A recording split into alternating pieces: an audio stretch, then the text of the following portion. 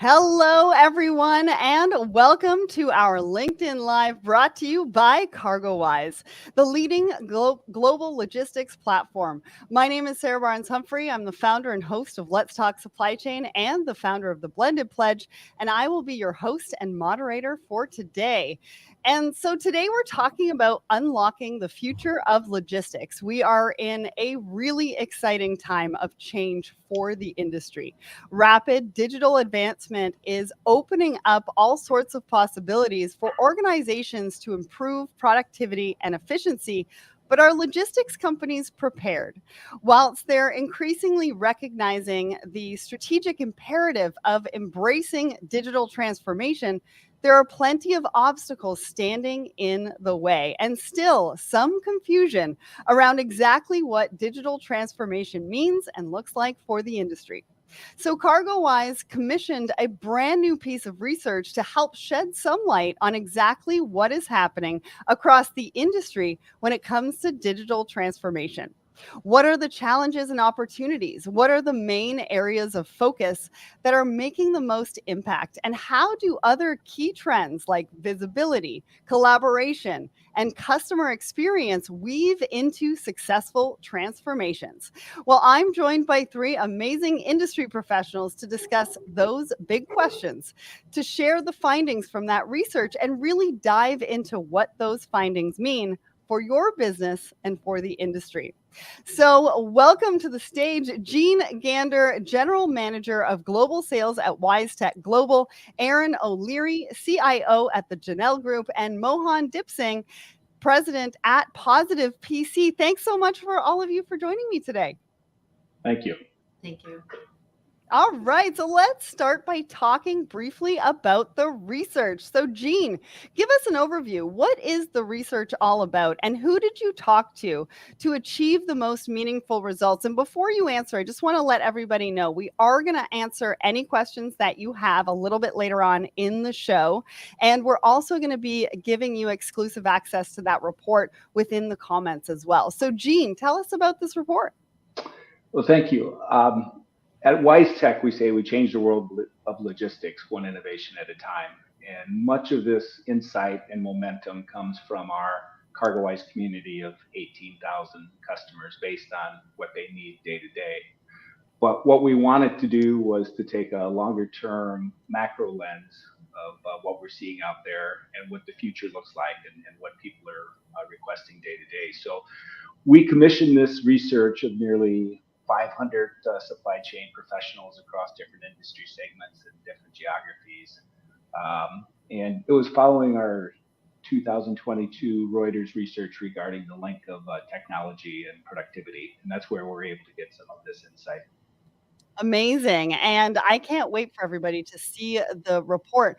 So, what was your aim in conducting the research? Were there key questions that you wanted answers to, or you were hearing from your customers that they really wanted to know about what everybody else was kind of thinking around digital transformation? Well, there's kind of three areas we were focused on when we formulated this research. We wanted to get an industry-wide view of technology investment landscape. Where have people spent their money? Where are they going to spend their money? Yeah. What's their priorities? Mm-hmm. We also wanted to get some insight to challenges and barriers in the market facing their objective to pursue digital transformation. And then the last part is the human element. Although it's a given that leading technology is necessary, but not necessarily sufficient to go through this journey of digital transformation, how does organizational change management ultimately define success? So that was the three areas that we largely focused on. Amazing. And why carry out this research now? I mean, have we stabilized enough post-pandemic to get really a clear picture of what's happening across the industry? Like, are we at a stage where we're finally being more strategic and less reactive so we can be more clear about the role of digital transformation within our organizations? Now, Jean, I'd like to start with you, and then I want to bring Erin and Mohan into the conversation. Okay, perfect. And you're right. We learned a lot over the last 3 years. So in order to look forward, let's look backwards a little bit. So in March of 2020, the world was coming to a halt with the pandemic. in how are we going to work remotely and digitally, and even the companies that had the desire and the investment to go through digital transformation necessarily didn't have the discipline to have it in place. And then by today, it looks like it's a good led recovery. And people that had been furloughed are back to work, and more human resources to throw at it. At that point, we're starting to move from beyond a bounce back to an actual supply chain crisis. And it was at that point, I think, that people realized that visibility was a must, and they were looking for a silver bullet in that. And what the research showed was that, an astounding 78% of the logistics orgs had invested in new visibility tools and tech since 2020. Wow. And if we take a look at that today, they realize the visibility is more important than knowing where the goods are and when they're arriving, but it's basically assigning resources, arranging trucks and warehousing to it. So it's moved beyond visibility as a commodity to automation. Part of the core data and tightly woven into operations. Awesome. Erin, what did you think about all of this? Where are things going? How have you been thinking about digital transformation during the pandemic, and how are you thinking about that now? Yeah, obviously pre-pandemic, I was pro anything tech related, anything digital we could do to grow the business. And I think over the last 3 years, the pandemic's not only allowed for us to accept help from technology, but it's also forced us to need to accept help from technology. So I think you'll see with a lot of businesses within our industry, if you're not willing to embrace technology and start participating in that digital transformation, there's a chance you won't survive or you didn't survive. So right now it's critical to go back to what Jean said, really visibility is not, a nice to have anymore. It's a must have for survival within the industry. I think the pandemic allowed us to see our operational strengths and weaknesses, but now moving forward, we have an opportunity to fine tune what we put into place and work on, being more proactive and creating better efficiencies within all of our organizations, internally and externally. And through that collaboration, that always comes up that we'll do better if we work together. And I know we'll talk about that more. So considering digital solutions, my opinion, is now the new norm coming out of the pandemic, right? It's a way of life these days. Yeah. Well, and you said the right word there, being proactive instead of reactive, right? But now it's also thinking about what the priority is, right? Where are we going to, what technology are we looking at? What does that mean for our business? And that's what I really liked about the research here, because it really dove into that. So Mohan, talk to us about what you're seeing, what you're hearing. Are people, obviously they're thinking about technology, but how are they thinking about it? What are the discussions that you're having right now? So look, it's absolutely changed, right?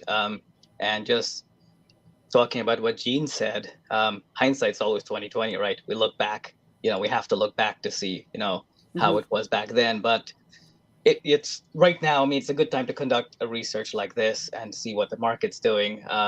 Because we shouldn't forget, what was required to remain operational when the world just changed overnight, right? There were some companies that struggled to stay operational, while others it was just seamless. They were able to transition, and the ones that invested in technology were able to transition smoothly into remote ops just literally overnight. Right. However, the ones that were still not invested, still had aging systems and were still paper-based, struggled quite a bit to get transitioned. And I think it was an eye-opener for a lot of companies to say, look, we've got to invest in technology, because it's no longer optional. It's required. You must have it. Yeah, absolutely. Now, Erin and Mohan, when you saw this report, you read the report, you dove into some of the insights that came out of this report. I'm going to start with you, Mohan. What were some of the things that really stood out for you? And why do you think that this research is so important for supply chain professionals, the industry right now?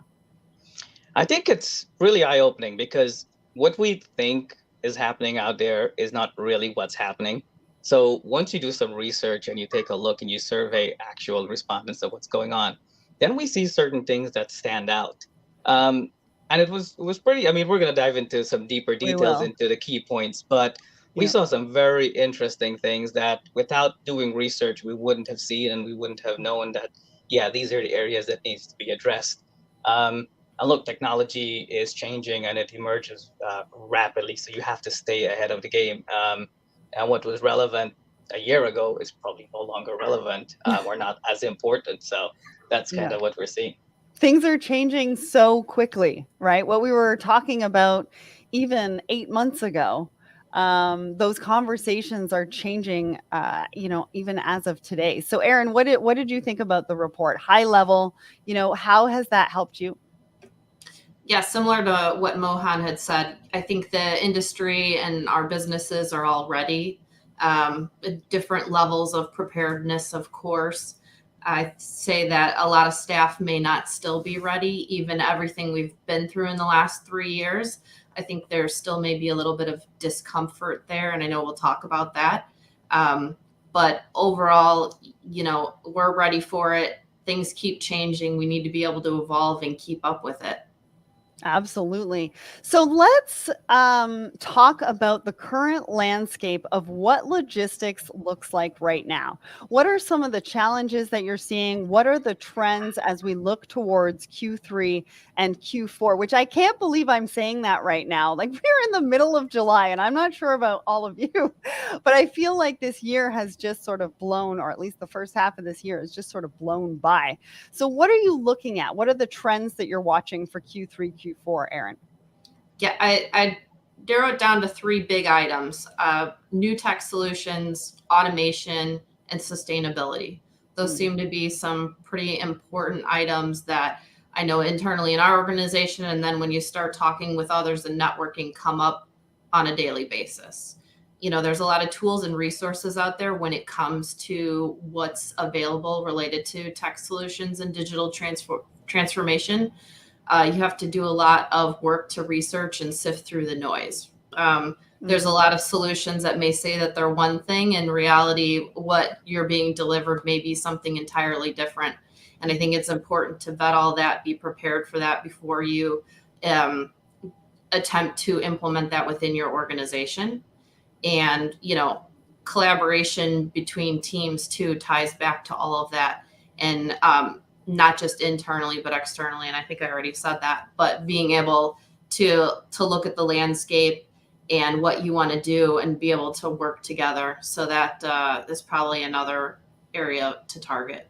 Well, and also the big shiny objects, right, aren't necessarily the ones that are the priority or necessarily what we need in our business at this particular moment. So, Jean, I'm going to go to you because, after what Erin has said and looking at those 3 particular things, how is a focus on digital transformation going to help us address these issues on a business level, but also on an industry level? As Erin said, and Mohan said, some people were ready and some people weren't. The ones that weren't ready, realized that they should have gone through a transformation project years ago so that it's well vetted. And they would be part of the group that Mohan mentioned that didn't miss a beat as they, made the adjustment to going digital. But when the supply chain crisis hit, then they were too busy to go through the change element that Erin was talking about as far as the human element. So what we see now, coming off of this, the demand has softened somewhat out there, so people are able to catch their breath. But the war chests are well funded, and when the market starts to rebound aggressively, I think what we'll see this time around is that they're going to solve it through technology and processes and automation versus what they had to do in the past with firefighting by throwing more bodies at the problem. So I think that everyone's going to learn from this and come out the other end, much stronger. Yeah, I just remember my days working at a freight forwarder and the stacks of file folders that I had on my desk and the amount of paperwork that I went through. We're talking, 6 or 7 years ago, and I was using a typewriter up until 2014. And that's interesting. And working with Mohan, when this first came to a head, people that were on CargoWise had these tools at their disposal, paperless, digital, workflow, everything. Right. But having the tool, but not the discipline, there were some people that basically said, we're still not operating optimally digitally. We still like to have a few files on our desk. Yeah. There are people that had to make a real quick change with as far as being 100% digital when it hit. Well, and I think I was talking about a stat the other day. Still 76% of people, I believe, are still using Excel. And then another conversation that I had the other day was really about we have to educate around the tools and the technology and what's really available at your fingertips to help you do your job. If we don't know everything that's available to us from that technology that we've implemented, then we're really missing out. And I think that that's a really key part of digital transformation, is not only the change management and getting everybody on board, but getting people to really understand how the tool is going to help them on a day-to-day basis. Well, you also have a lot of organizations and, in this example, that are using CargoWise, right? And they may be only using a small percentage of what's available within that platform. And so that goes back to all of this. Are we utilizing the tools that we currently have? Jean pointed out some of those tools available within CargoWise. Yep. And you'll find some customers of WiseTech that are using CargoWise, but they're also still having a manual paper process. So we have our files in the platform, but we also have our files sitting on our desk, and it's a tough habit to break. It's a slow process. I'm sure a lot of organizations are much better at this point, but it does still exist in different ways throughout the industry. Yeah, and it leads to a little bit of chaos too. So Mohan, I want you to jump into this conversation here, because I think you've got some insights to share before we dive into the report. But for those watching, I want to know from you, what trends are you looking at for Q3 and Q4, and what technology investments are you looking at? I want to say hi to John over on my personal LinkedIn. Thanks for joining us. So Mohan, did you want to jump in here and add any insights? Yeah, I think Erin said the nail on the head, right? You could have the best tool in the world. If you don't use it properly, it's basically useless. And we see this all the time as CargoWise consultants. We go in and everyone's got the same system. Everyone has the same tools, but the way that it's used varies tremendously from one client to the next. And we show up and we show clients things that we're doing in CargoWise, and they're taken back. They're like, "Wait, you could do that in CargoWise?" So they have the tool. It's just that it's not being utilized. Now, some of that is probably because they don't have proper training or haven't taken on the initiative to do that. And also, you need a bit of creativity, right? We have a lot of experience setting it up and making it work a certain way, whereas someone who hasn't done that wouldn't be able to make it work that way.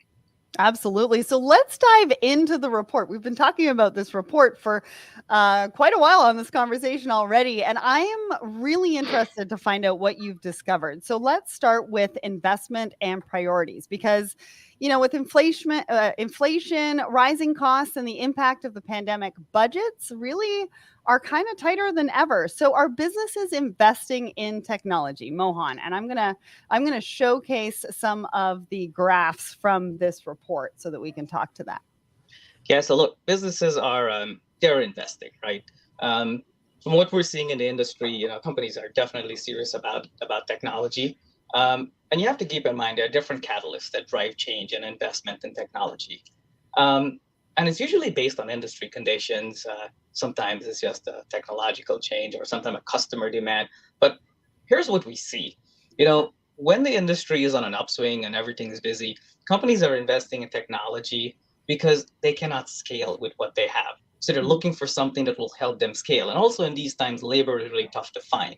So you turn to technology to help you have scalable solutions to fill that void.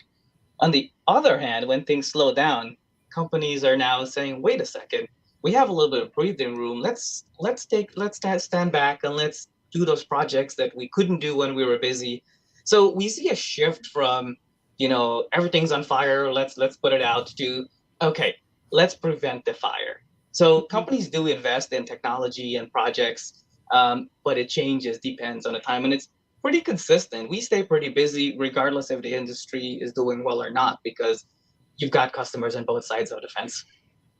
Yeah, well, and the graphs that we just showed, like 82% are increasing investment in technology. 64% of that is supply chain management systems. I mean, the numbers are there. The numbers are are big. Everybody is talking about that. But, other than supply chain management systems, which we see at 64%, what are they investing in? With limited budgets, like I was talking about before, prioritization is the key, right? Not the big shining object. What do we need right now in order to for our operations to be efficient? What are businesses focusing on when it comes to their digitization, IT transformation efforts? Mohan, I'm going to start with you, and then I'm going to go to Erin. Yeah, so it varies, but we see a lot of shift from clients that are moving from legacy systems and siloed systems to something that's holistic and can handle everything in one place. That's what everybody's trying to look for. They're looking for cloud-based solutions, something that's not on-prem, something that's scalable, flexible, secure. And from an ROI perspective, it just really makes sense to do something like that. So companies are investing in that, and also just new technology. Some companies are just looking for the next best thing out there and being, leading edge, cutting technology, early adopters, and that could be a good thing in some cases. So yeah, Erin, I don't know what your thoughts are on that. Yeah, so at Janel Group, definitely continuing to invest in technology. Our current focus is, what can help us to improve current internal operational processes, and then as well as providing better customer experience. So some of those may be some customer facing tools, things that we can integrate or add on to our existing, setup and structure.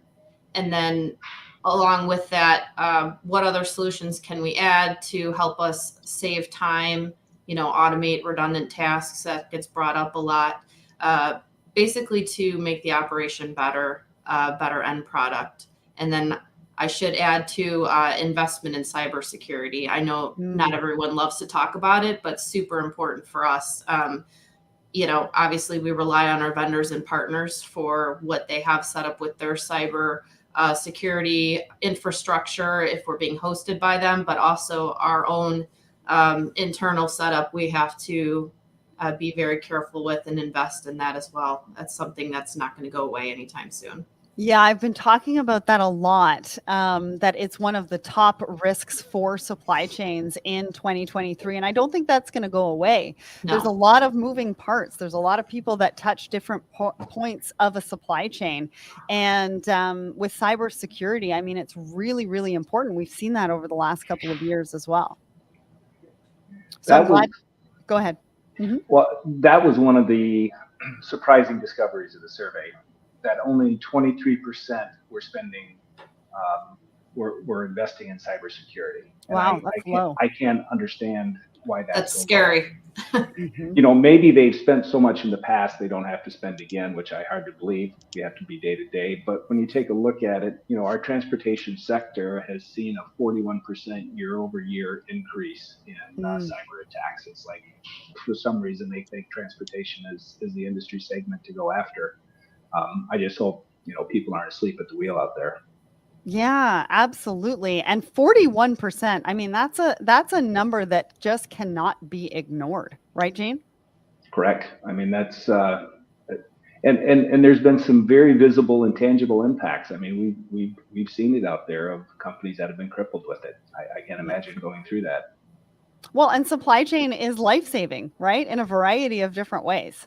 And we need to make sure that it continues to move and that we continue to move product. And that's why I'm glad that Erin, you brought that up today, because it's such an important point. And Gene, obviously being one of the surprises within the results that you saw from the report, it just goes to show how many people are thinking about it, speaking about it, and how many more need to do so. Did you see any other new trends come out from the results that you can share with us? I mean, at the top of it is the supply chain TMS, transportation management system that Mohan mentioned. I mean, 64%, that's the lifeblood of what they're doing every day. So that's not surprising. The digital document solution, 48%. I knew that was going to be up there quite a bit. Nobody wants to be dealing with paper, and it's not just moving PDFs, but digital ingestion of data, through the document system. And then there was a good, healthy investment in warehouse automation. So 39%. And I can imagine exactly what they're trying to do there. They're seeking operational efficiency. From working with customers, I see two areas that they focus on. I mean, the first part is a product WMS. It's revenue generating distribution. It's value added product to their traditional forwarding product. So we see quite a bit of that. But then there's also a transit warehouse element. So as part of their job of moving freight and moving that across terminals and across their dock, how can they use tech solutions within, their internal requirements to operate, more effectively and control cost. Yeah, absolutely. Yeah, the warehouse one did not surprise me too much, but it did point to a trend in that there's a lot more people looking at that particular area as far as technology. Mohan, what were the surprises for you? Were you expecting more or maybe less investment in some of those areas? Blockchain was the biggest thing, right? I was wondering who was going to bring that one up. It's 2%. Like, I wouldn't have thought. Well, there it is. But I also want to add out to what Gene said about cybersecurity, right? When we hear cybersecurity, we always think firewalls, two-factor authentication, secure passwords, these things. They're necessary, right? But I think the biggest factor that most companies overlook is security awareness training. Yeah. Without training, you could have the best technology, but it's nothing. It's useless against the bad actors that employ social engineering tactics. Mm-hmm. For years, logistics has been under the radar, but I think the bad guys have figured out that there's big money in logistics, so it's now on their list, and we've seen a lot of these things over the years. So, we need to make security awareness a priority and carefully vet technology, just to make sure it's secure by default. Yeah. Well, and to give one example, I was on a panel with a cybersecurity expert just a couple of months ago. And if you're not thinking about cybersecurity now, you do want to be thinking about it because they are actually taking a copy of your voice and sending a recording to your CFO and saying, let's transfer 200,000 into this bank account. And then the CFO or the CEO is like, what happened? And the CFO is like, well, you told me to. And he's like, no, I didn't. So if we are far behind in cybersecurity today, these are the things that have already come out. And not to scare anybody, but really that surprising number that you were talking about, Gene, it needs to be a lot higher with those kind of things coming out. And you're right, and Mohan as well. I mean, we can put in all the firewalls we want, but it's the human element that the horror stories I hear is usually a human element, just as you had mentioned. Of somebody acting without verifying or clicking on the wrong link. Yes, the clicking on the wrong link. And now they're texting. Yep, we're the weakest link for sure. Yeah, absolutely. But the text is what gets me. Anyways, I just want to remind everybody, if you have any questions, make sure to get them in the comments because we're going to be getting to those questions in just a little bit. So, Erin, are businesses going to continue to invest? Are they thinking about investing more or are they thinking about scaling back? What did you see in the report? What are your thoughts? What are you thinking about at Janel Group? Yeah, I mean, obviously the report shows there will be continuation in investment, and I would agree with that. I think to stay relevant and to stay competitive, you're going to have to continue to embrace technology, and you're going to need it if you're going to want to be able to scale your business and grow. I think, though, that we need to be smart about our investments. I think, in the last year and a half or so, there's been a lot of yes to trying new and different things. I think now we're at a point where it's, yes, we want to do that, but we want to be smart about what we're investing in, better planning, better implementation, and getting end users within those organizations more engaged up front. So you have buy-in with those investments. I think that the industry is becoming pretty saturated with solutions. I think, Sarah, you said that a few minutes ago. It's definitely true. So it allows people and organizations like myself as the consumer the ability to be more selective and be more picky about what we're choosing to go with and to implement. And it gives us options, which is great. And that wasn't, it wasn't always like that. So that's nice to see. Yeah. And I think we also need to think about not only internally, but also externally. right? Like I said, there's a lot of moving parts in supply chain. And so how is our ecosystem coming together? How are we integrating? How are we bringing everybody together so that we can have the visibility that everybody is wanting and talking about?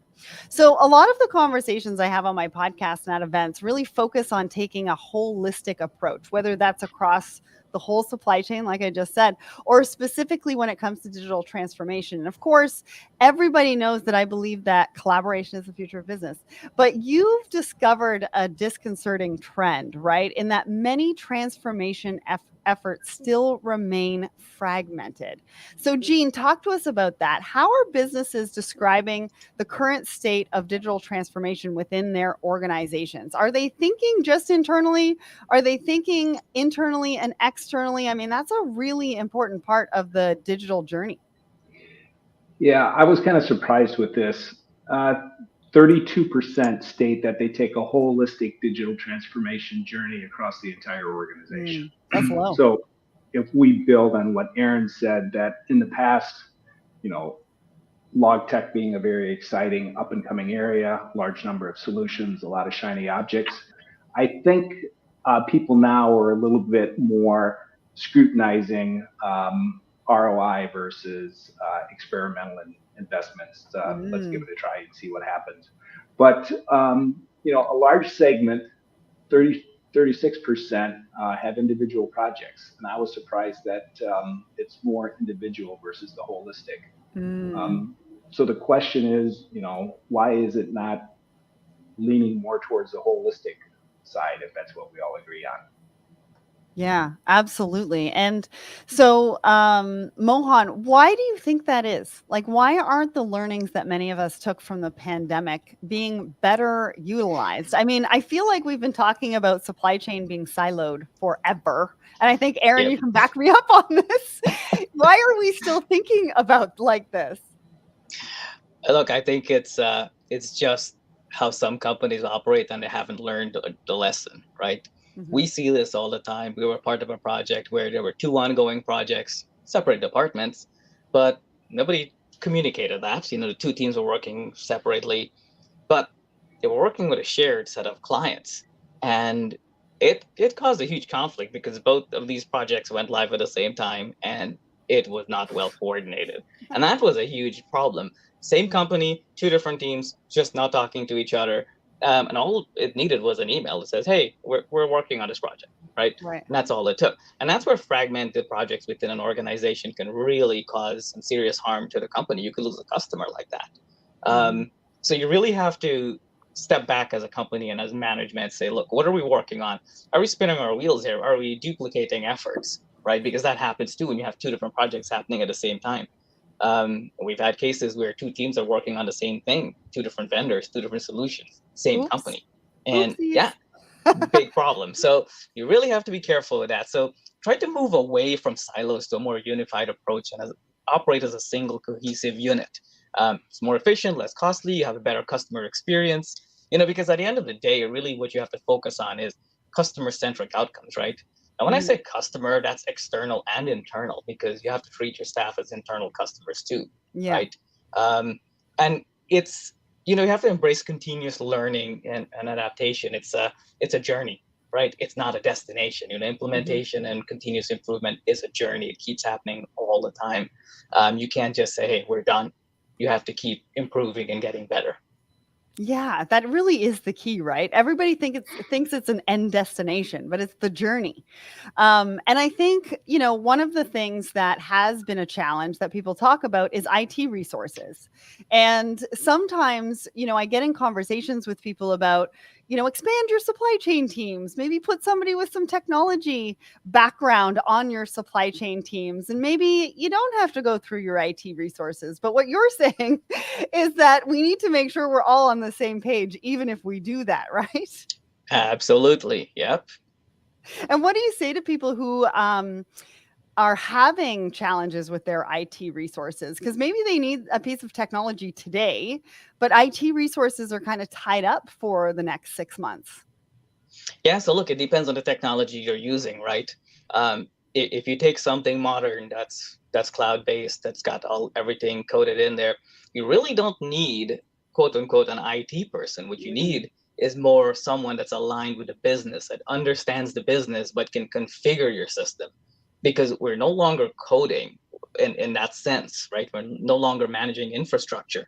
What we're doing is we're taking business rules and business requirements and configuring the system to meet those requirements. And that's really key. You can't take a person that has just IT experience to do that. You need someone that understands the business, where when they're asked about something, they know exactly what they're being asked to do. And they can also go back and say, well, no, you don't want to do it this way. You want to do it this way because this is the way it should be done, whether it's a compliance issue or, it's just the way maybe they're doing it wrong. I can't tell you how many times I've come into a new client and say, well, you're doing it wrong. And I'm not afraid to say it. I'll say it. That doesn't surprise me, Mohan. But Mohan, that's how we've always done it. Hey, that's the biggest enemy right there. Well, and I think, you hit on a good point, is that, if you do show up to a client and they're working on the same thing, but in two different departments, then obviously the collaboration is not happening internally. And you don't have the right people at the table. So Jean, if we're not learning lessons and remaining in silos, what's the risk of this? What's the risk to the industry? Like, are we going to end up going backwards if we really don't break this, these silos? Well, we're certainly not going to move forward fast, whether we go backwards, but we're certainly not going to get the most out of it. Projects that are siloed tend to not yield high results. When we can take a look at it holistically, as we've got a shared belief in the industry, that's the way to go. The holistic versus micro solutions for silos. The holistic is what solves the core deep problems, not these little mosquito pain points. But that's what solves the core deep problems. And that's where people get the greatest return from. Absolutely. Now, Erin, on the flip side of that, what are the opportunities? Like, if we make the right investment decisions and we keep collaboration and that holistic approach in mind, what impact can this have for logistics organizations? So I have to say, everything you've all described, we've been through all those phases within our organization, right? And so there's a lot of lessons to be learned from all of that and all those experiences. And I think that when you look at the whole picture and you sit there, as a leadership team and say, here's the big picture of the organization and we want to decide this together, and you have IT sitting at the table, like with what Mohan said about having IT and the business collaborate and on the same page, there's a ton of opportunities there, right? And I pride myself on making sure that my team learns the business. I mean, when I started, I was in IT, but I sat in a bullpen 12 years ago with job operators. And so you understand what's really going on. And I think with that, it creates opportunities for you. So I think the more that we can make sure the collaboration and communication is in place, and you have everyone mapping out what our strategic goals are for the year or 5-year plan or whatever it's going to be, it's going to make the digital transformation that much easier. You're all on the same page. You prioritize. You don't have two departments doing the same project 2 different ways or whatever it may be. And then that stretches out to with the vendors and the partnerships as well. You want it all to be transparent, everyone know what's going on. And then you realize that if you've got this list of projects, we're all on the same page doing them. Yeah, this one's done. Let's move on to the next. Let's move on to this one. So it brings us that much further towards our goal as an organization. And I personally believe it's from the top down, right? So you really have to have a strong executive team that's being transparent and engaging the entire organization if we're going to be successful with any of these digital transformation initiatives and efforts. Well, and communication, right? You nailed it on the head. I was talking to somebody the other day in procurement, and they were like, when you go and talk to another department about what's happening in procurement, don't use procurement jargon. You need to speak to them and tell stories about why this actually matters, what it's going to mean to their day-to-day versus, as to why we're implementing it, right? And I think sometimes when we're in logistics, we do tend to have conversations with some of those acronyms. That's why we have a dictionary, because there's like 77 pages of acronyms. But we need to bring that down. We need to bring customer experience into it, that last mile delivery. You know, we need to bring in marketing. What are you going to market, and how much do we need to bring in? You know, what does that look like? Because there's such an effect on both sides that communication really is essential on top of the technology. Right. And was that key to your success with the digital transformations that you've been doing, Erin? I think so. I mean, yeah, go back to the communication and being able to say, you know, these are the positive outcomes from this, and they really translate across all the departments, because then you're all seeing a positive impact from it. Yeah. And some of the stats from this report, 36%, we have an individual digital transformation projects spread across the organization. So that's what Mohan was talking about. Like, there's 36% of people who have lots of different projects happening all over the place. But what I'd like to see was the 32% have embarked on that holistic digital transformation journey that we are talking about today. So, you know, congratulations to those who are doing that. So now, a big part of achieving a successful holistic approach is visibility. Now, this word, I don't know about all of you, but this word comes up a lot for me, and it means different things to different people. It's been a hot topic over the last few years, and it continues to be at the forefront of supply chain trends. Jean, what is visibility? What impact is it having? What are organizations seeing from their investment in visibility tools? And when you talk about visibility tools, what do you mean? So the stat we had questioned earlier, I think 78% had invested in visibility. So you're right, it's huge. And depending on who you talk to, might have different things. What I had said earlier, that visibility is more than just seeing where your freight is, but visibility is being able to plan for your freight as far as on arrival and arranging truckers and distribution centers. I think we've learned a lot on the backside of the hype cycle of visibility. You know, the dashboard itself of status events isn't enough. You know, people are now wanting it to be tightly woven into their operational system as far as actionable information, so that they can act on it, as we had said. You know, the more automated it is, you know, the stronger the value that is. Mm-hmm. Yeah. Well, I talked a lot about that with Richard in the podcast that we did about WiseTech, and he had a really interesting take on visibility. And I think it was something along the lines of, if you don't have data, you don't have visibility, and if you're not using the data properly. And so I encourage everybody to go and listen to that episode to hear a little bit more about visibility. But Erin, you know, what have been some of the main challenges and barriers for you in implementing technologies that enable more visibility? Like, I remember when I was sitting there and I was working at a freight forwarding company, you know, somebody said that they wanted to be able to see, like Uber, where their freight was on the water. And I was like, I don't know when that's going to happen, but that's far off. And I was totally wrong. But I'm sure from your standpoint, implementing some of these technologies with visibility, meaning different things to different people, you know, what does that look like? What are some of the challenges that you faced?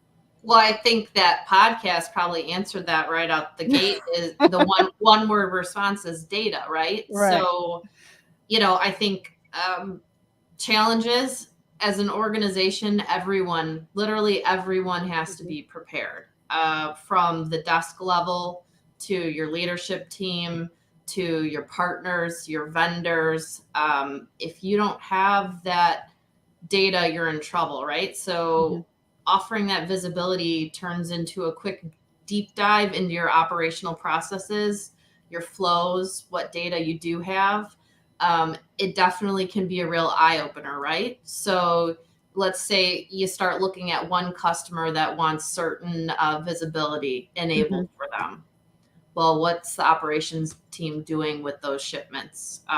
What's the team doing with those entries? What data is being keyed in versus what data is automatically being received from whatever feed we're integrated with or connected to?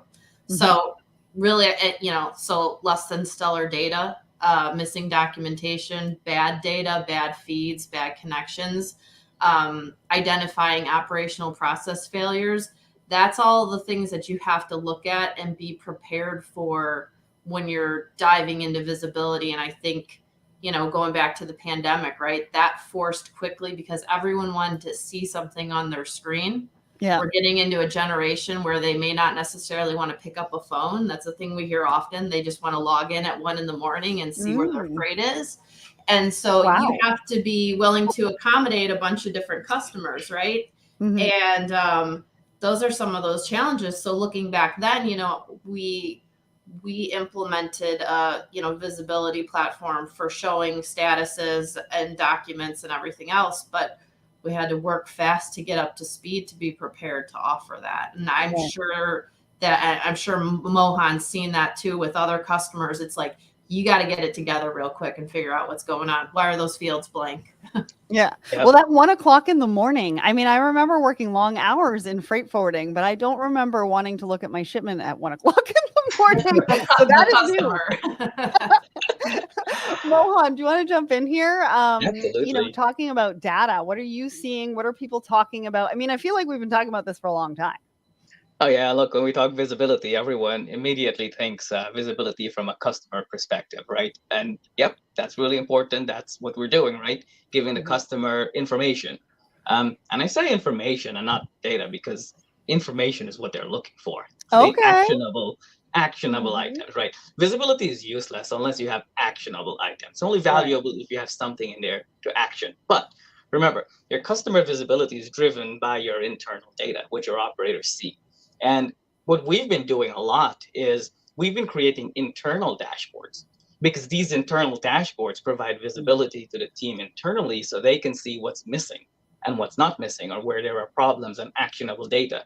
And look, we keep things simple because you keep it simple and it works, right? You make things complex and then you lose sight of things. So that's what we do a lot. And it's been very successful where we've got visual boards internally. It shows you exactly where a shipment's at. And then it shows you if there's a problem, because that's what everybody wants to see when there's a problem. If everything is going as normal, nobody really cares. We want to know when there is an issue. Right. Or at least somebody to give us a crystal ball to let us know before it actually happens. I mean, I don't know what logistics professional has not been asked that because I've been asked that before. And so what ties all of this together is really people. And we've talked a little bit about this. We've learned that a lack of collaboration and buy-in is really impacting organizations because they are both absolutely vital for meaningful progress. So Mohan, when it comes to people and change management, what should companies do to help when changing processes and implementing new technologies? I mean, earlier we did talk about training and how important training is. What else do we need to consider? Yeah, and I'll probably echo some of the points that we mentioned earlier, but I think the biggest obstacle we come across for change is we've always done it that way, right? We hear that all the time. Are we it still works. Hearing that? We've done it that way. So why change, right? And people are afraid of change. So, and that's where we come in as a partner, right? We come in, we hold their hands, we provide that support, and we say it's going to work, and we make sure that that system is implemented successfully, and we instill that confidence, right? That says, yep, we've done it before, we know it works, it's going to work. And that's really what most people want to hear. And look, don't be afraid of change. If you don't try something new, how are you going to know if it works or not, right? You've got to try it. And you take that, we've always done it that way to, what can we do better? Right. And the minute you start asking that question, you start to get people thinking outside of the box. Like, oh, yeah, we've always done it that way. But now with new technology and new tools, we can do this better. We can be more efficient. Right. Like going paperless. Nobody wants to get rid of paper. But the minute you show them that you could replicate that digitally and everything is all right, the world's not falling apart, they're OK. Right. Yeah. But you've got to instill that confidence in them and, be transparent, communicate your plans. Learn from your failures as usual, those things. And ongoing support, right? It's not just training. You got to keep supporting staff all along. You can't just train them one time and run away. You got to keep that going. So you can't to keep things. I guess you could. Wouldn't be very successful, but you could. The key to success right there, people, about digital transformation. No, I appreciate that, Mohan. And Erin, you talked about it being a top-down approach. what do you think about from an employer perspective? What are some of the main objections that you've heard? And I'm sure you're going to echo, and I hope you're not going to echo what Mohan said. We've always done it like this, because I would hope in 2023 we've gotten rid of that sentence. But so unfortunately, I do what Mohan said. So fear of change. You hear and deal with that a lot of, oh, I don't have something physical to show this proof to me, so I'm very uncomfortable here, when, you can see it reflected in your database, right? This is the way we've always done it, which Mohan, you said, and that's literally a quote that we still get to this day. We're able to overcome a lot of this, but you still get that feedback. And I think everyone needs to be involved, like I said, top down. So it's making sure you get buy-in at every level of the organization, and being able to assure them that this isn't some kind of ploy to eliminate headcount. It's really, which is something that comes up too, and comes up in discussions at all levels. And the reality is we're not trying to reduce positions. We're trying to be able to scale for the future so we can grow the organization. And we can't do that unless we embrace that technology. So we really, push that as well, of doing these improvements, is what we call them. So that well, and you're changing hearts and minds, right? What kind of conversations do you think that we need to have at the employee level? Like, is it, creating a safe space so that they can ask whatever questions that they want to ask? I know that's sometimes hard. You might have to do it anonymously, right? And then address some of those questions. But, how do we create that space so that we can talk about scaling for the future instead of scaling back? We're really open door at Janel Group, and we have a lot of conversations at that local level with our branch teams and operators. And we embrace the feedback from everyone. We also realize still, even with all the growth that we've had, there's some uniqueness and different cultures at each of our locations. And so we want to embrace that and understand their processes, so that as we make changes, we're taking all of that into account. So we really just try to make sure that we have really strong relationships, and we're just trying, we want everybody to realize, and we work hard with the communication so that they know that we're just trying to better the organization and make their jobs easier too, right? Why they could be focused on something that's more important than just going to update something in a record, or some task that's going over and over again. Instead, working with a customer, or picking up the phone and calling them, or trying to take a customer to lunch, instead of having all this busy work that's going on. And so I think it's really that communication and having those open conversations for us. Yeah, we sometimes like our busy work, don't we? So if anybody wants to download the report, we've just put the link in the comments. So go and check that out. And so finally, Jean, what is the impact of what we're talking about, change management, people, on some of the key trends? What did you find from the report, like workplace culture? How does that really define a digital transformation?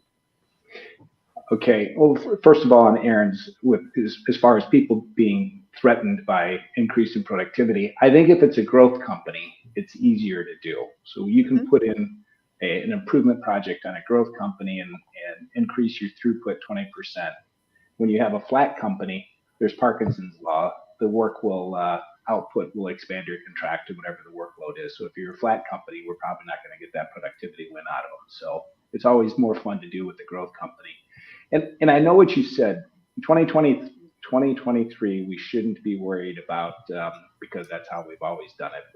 But the results showed that still 41% said that the main objection from personnel in relation to new technologies was difficult in adapting existing processes to new technologies. And I know Mohan doesn't waste a lot of time, and Erin doesn't waste a lot of time doing that. It's, how can we operate differently? Sarah, when you had Richard on, a few weeks ago, he talked about the WiseTech Global mantra, and it's more than a mantra. I mean, we live it. It's culture eats strategy for lunch. So if you've got the right culture there to innovate and process improvement, and as Mohan says, it's a journey, and you've got to keep training. I think if you have that culture there, people are more accepting to letting go of the old way of doing things and embracing the new. Because all of us, if we were starting over tomorrow, there'd be things that we'd be doing differently today. But it's just hard letting go of some of the old legacy ways. There's still some albatross of legacy debt, hanging around people's necks out there. Mm-hmm. But I think the data from the research that you've collected is so invaluable for that reason. We can get a better understanding of what everybody is going through and how they're thinking about different things so that we can be successful in the strategy, right? The onboarding, the implementation. We can take this data and turn it into the information that we need to bring technology on successfully. All right, I cannot believe that we are coming to an end, but finally then, what would you like to leave the audience with? Do you have a final thought or maybe question or an action item that people can take from this conversation and move into a successful digital transformation? Mohan, I'm going to start with you. Yeah, so look, that report clearly shows that businesses are serious about technology, right? A majority said that their investment will remain the same or increase, and that sends a clear message. So that was pretty interesting to see. A majority of respondents also said that companies should be investing in training and followed by ongoing process and just train your employees on new technologies. So that shows that there are cases out there where technology is thrown in and go figure it out, right? Mm-hmm. And that's really not the way to do things when you're implementing technology. Proper training and implementation is necessary. And as a consultant, we see companies that are serious about technology. They use that to unlock the full potential of their technology investment. That's where you're going to get your money's worth. You have to use every bit of it. You're paying for it, use it. And look, it's a journey, not a destination, right? So when you think you're using it to its full potential, there are other creative ways that it probably can be used to make you more efficient and more productive. So you should always be looking for those opportunities to improve and be better at what you do on a daily basis. I like that. Great action plan. Erin, you're up next. I would say at all levels of every organization, be willing to take risks and try new things. And I think you're going to learn just as much, from your failures or your team's failures and attempts. And it's just going to make you more successful in the long run. And I think that, that just reflects on all this digital transformation and being willing to try something different. Especially speaking to those in leadership roles. We have to, if we're going to stay competitive and drive things forward. Absolutely. Thank you, Erin. Last but not least, Jean, you've got the last word. Well, I don't have much to say after Mohan and Erin. They covered most of it. You're right. 95% are maintaining or increasing their spending. They're spending money on it. As Erin said, they're a little bit more critical of the ROI that they're looking for out there. Visibility is still as important as it was in 2021, but again, it needs to be tightly woven into our operations and actionable. And going forward, the digital transformation, many people have gone on in the past. It's not cutting edge. People realize they need to innovate or die, so they're going through that process. And there's a lot of lessons learned on it.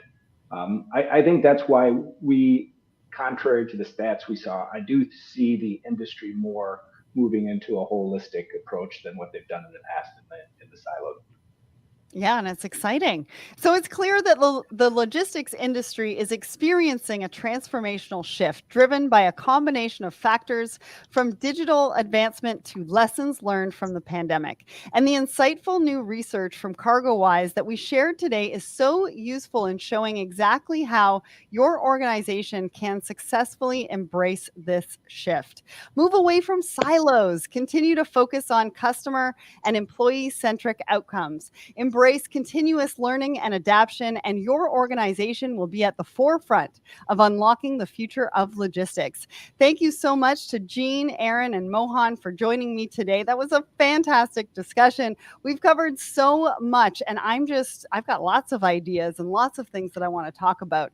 A big thank you to everyone who joined us today, and remember to check out the report in the comments. And if you'd like to learn more about CargoWise, go to cargowise.com.